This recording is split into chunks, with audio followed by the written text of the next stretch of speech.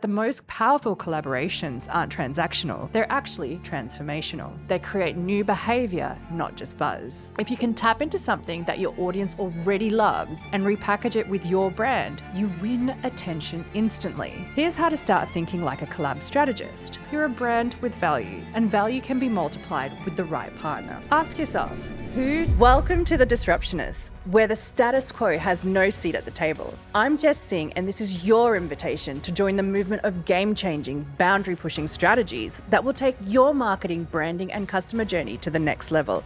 Let's get disruptive. Maybe you've stayed at Barbie's dream house in Malibu with Airbnb. Or perhaps you've tracked your workouts with Apple Watch, and yes, it's the one that was built in collaboration with Nike. And yes, someone out there actually paid $850 for Balenciaga Crocs. These brand collaborations didn't just go viral, they made billions. So today, I'm breaking down the smartest, most strategic brand collabs of all time and why your business needs to pay close attention.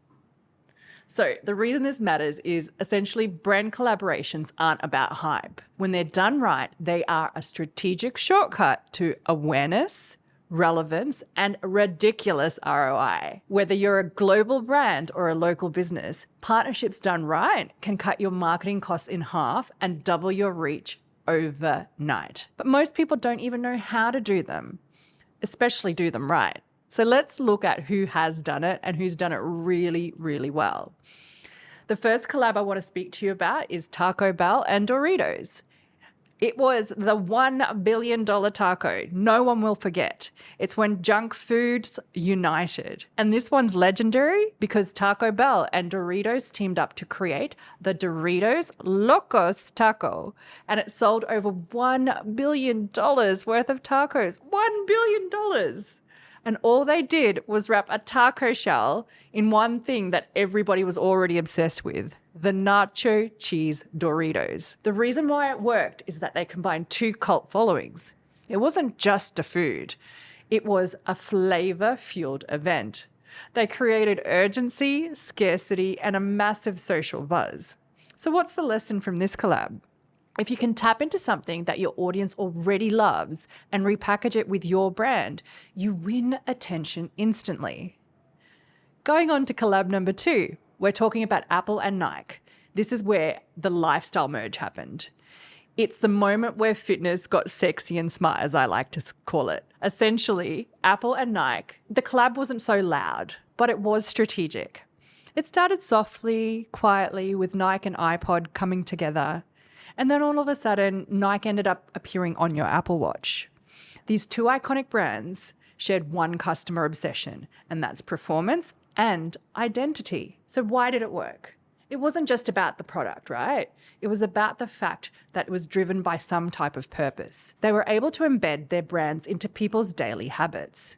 They didn't borrow each other's brands, they actually amplified each other's ecosystems. So the lesson that you can learn from this is that the most powerful collaborations aren't transactional, they're actually transformational. They create new behaviour, not just buzz. Let's go on to the brand that I find really hard to pronounce, Balenciaga, merging with Crocs. This was almost like a masterclass in marketing outrage. $850 for Crocs? Yes, really. This one actually broke the internet. Balenciaga is a high fashion elite product. Crocs, on the other hand, are those awkward cousins of footwear. And together, what do you get? Viral chaos. So the reason why it worked is that it actually sparked controversy, which actually fuels attention. It blurred the lines between fashion, function, and meme culture. People hated it. And yet they bought it anyway. So the lesson here is that disruption doesn't mean pleasing everyone. It means owning a really bold point of view and writing the cultural conversation. If you try to make everyone like your brand, you might end up becoming forgettable.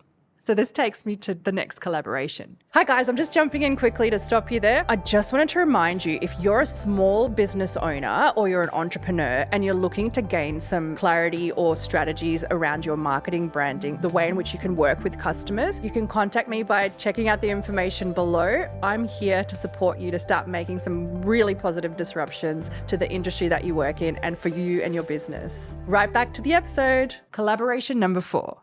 Barbie with everyone. The biggest collab rollout I think we have ever seen to date.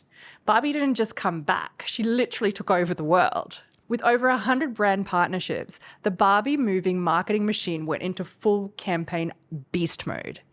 Think Airbnb dream houses, pink burgers with Burger King, Barbie and Crocs, Barbie and Balmain, and collabs with Mattel all the way through to Microsoft. So why did this work? Each collab actually extended the story of Barbie beyond the screen. It activated multiple demographics from kids, which we'd expect, all the way through to corporate women. It made Barbie feel unavoidable, which was exactly the point. Now something a little bit more classy, collab number 5, James Bond, Amiga and Aston Martin. We're talking aspirational alignment. Some people would think product placement, but no, we are talking a lifestyle alignment. Omega isn't just Bond's watch, it's part of the Bond identity. The same with the Aston Martin that he drives. These brands didn't just sponsor a film, they became part of the story. And that's one of the reasons why it worked. They have a long-term alignment. Consistency here is actually building credibility for those brands. The other thing that we have is an emotional association. You don't just buy the watch, you buy the persona of James Bond 007. It's subtle, it's sophisticated, and it's evergreen. So the lesson in this example is that the best brand collaborations don't need to scream like Barbie. They can whisper seductively. They align values, identity, and aspiration. So what does this mean for you? Now I know what you're thinking. You're thinking, Jess, I'm not Nike, I'm not Barbie, but here's what you are. You're a brand with value, and value can be multiplied with the right partner. Here's how to start thinking like a collab strategist. Ask yourself, who does my audience already trust? What could we co-create that delivers value to both audiences? How do we make it easy, shareable, and emotionally magnetic? Because the right collab doesn't just add reach, it actually builds brand equity, something that's so undervalued today. So my final thought for you, what is the most unexpected brand collaboration that you've actually come across? Drop it in the comments or tag a brand that you'd love to see a collab with. Maybe it's someone totally left of field, but put together, they could make a match made in heaven. And if you want help figuring out what a strategic partnership might look like for you and your business, drop the word collab below. I'll send you a free resource to help map it out. I'm Jess from Virtually CMO. This is The Disruptionist, and remember, the best marketing doesn't need to compete, it actually collaborates.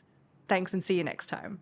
Thanks for joining me on The Disruptionists. If this episode sparked new ideas or challenged your thinking, I'd love your support with a 5-star review on Apple Podcasts and Spotify.